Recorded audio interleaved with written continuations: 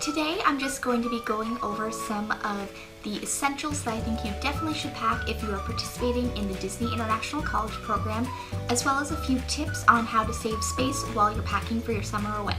So the first thing that I think is really helpful to have is a folder to keep all of your important documentation in. This is really useful because when you're going through security, it means you don't have to be searching through your bag for all of your paperwork.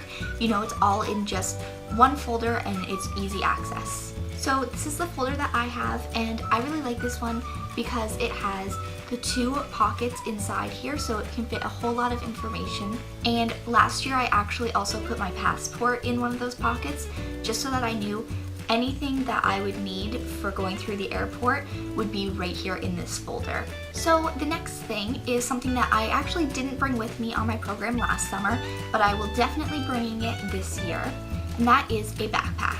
So basically last year, for when I went to work, I used a reusable tote bag that they gave us at check-in, and when I would go to the parks, I would have just my small purse with me. But it didn't really hold much, so I had a hard time if I was going to the parks after I got off of work. I would have my tote bag and my small purse, so it just got sort of annoying to carry all of that with me. So this year I will definitely be packing my backpack, and this is the one that I have. And the reason why I like this one is because it's made of a soft material, so it's easily foldable, so it can fit into the lockers at work or at the parks. Also, I like this one because it's not too big, so it's not like you're carrying this giant backpack with you, but it's big enough that I can put my work shoes or a change of clothes in here and my lunch when I go to work, and then I can go straight to the parks afterwards. So the next thing I would suggest packing is a rain poncho. Now, you might already have one of these if you've been to Disney World before, or you can just pick one up when you get there. But I think this is so important because it rains during the summer in Florida almost every day for at least a little while. So it's always nice to be prepared so you're never caught without something to throw on when it starts to rain. And I really like the ponchos because they go down to your knees, so you're totally covered. Your clothes won't get wet at all. They're lightweight, so they can fold up really easily and just be stored in your backpack. I would suggest having like a little plastic bag that you can also put it in so the rest of your stuff doesn't get wet. But they're really helpful because they have a little hood, and it's just a really good thing to carry with you because you will probably get stuck in the rain at some point and you want to be able to protect yourself.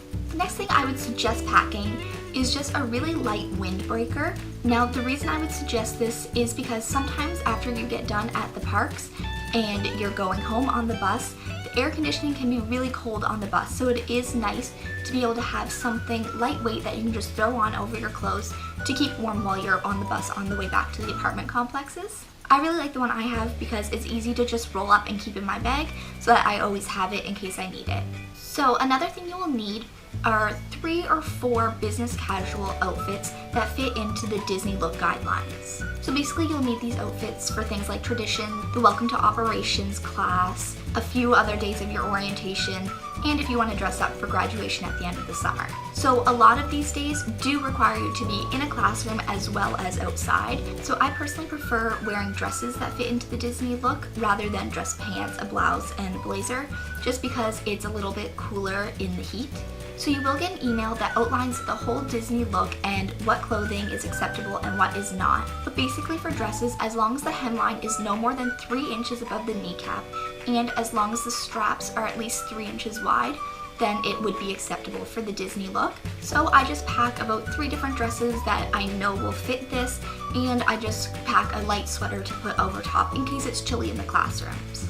Also, like I said, you will be outside and inside during these classes, and you could be walking around for a long period of time, so make sure your shoes fit into the Disney look and are also comfortable. Now, as I'm sure you all know, it gets really hot in Florida, especially in the summertime. I personally found that even wearing a t-shirt was just way too hot. It was just better for me to wear a light flowy tank top most of the time. So I would suggest packing your summer clothes that are light and breathable materials because it seriously is so hot that you might think you can wear your t-shirt, but you will be hot by the end of the day in the parks.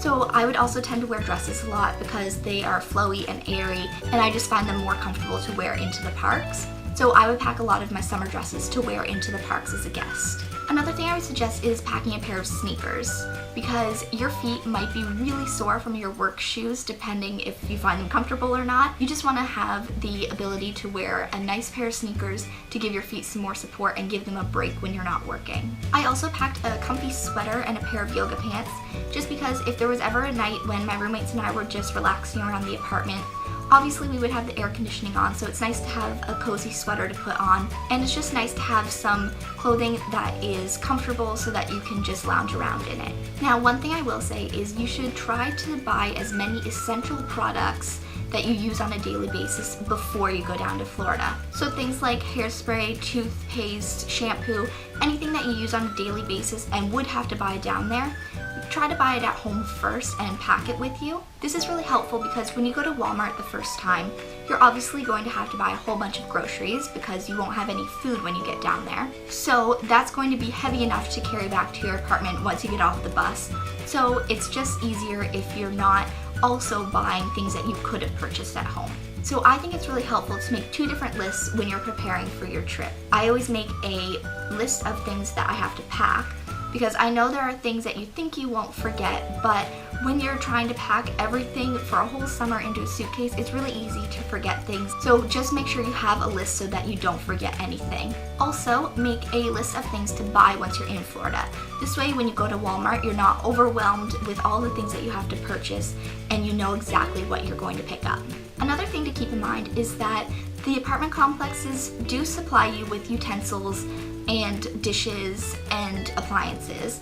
However, they do not supply you with any linens. So that means bed sheets, pillowcases, a comforter, any blankets, towels, anything like that, they do not supply for you. So what I did last year is I took my sheets and my pillowcase down with me because I could fold them up easily into my suitcase. And then when I went to Walmart, I picked up a pillow, a comforter, and towels. However, I think this year I'm actually going to get some of the vacuum sealed bags, and I'm going to try to take as many things with me as I can so that I don't have to get as much at Walmart when I go. So the vacuum seal bags are a great thing for packing for Florida because you can just put all of your clothing, you can put a comforter, you can put even a pillow in there if you want, and you can just suck all of the air out and it saves a lot of space in your luggage. Also, I find rather than folding my clothes, I actually roll them up, and that saves a lot of space as well. So if you can't get vacuum seal bags, try rolling your clothes instead of folding them because it saves a whole lot of space. And if you do have vacuum seal bags, still roll your clothing because you can fit way more into the bags, and then you need less bags and you are taking up less space in your suitcase. So one thing that you'll have to pick up at Walmart that I know you might not think about are actually clothes hangers. So those are not provided in the apartments. So just keep that in mind. That is something really important to add to your to-buy list. So the next thing I would suggest is packing a few different pairs of socks. And this is because you won't find out where you're working and what your costume is until a few days after you've been there. So if you pack a pair of white ankle socks, black ankle socks, and black knee highs, then you will be covered for any type of sock that you would have to wear. So at least you'll have one pair and you don't have to make a rush trip out to Walmart. So one thing that I think is an essential to pack with you are some fun accessories to wear into the parks.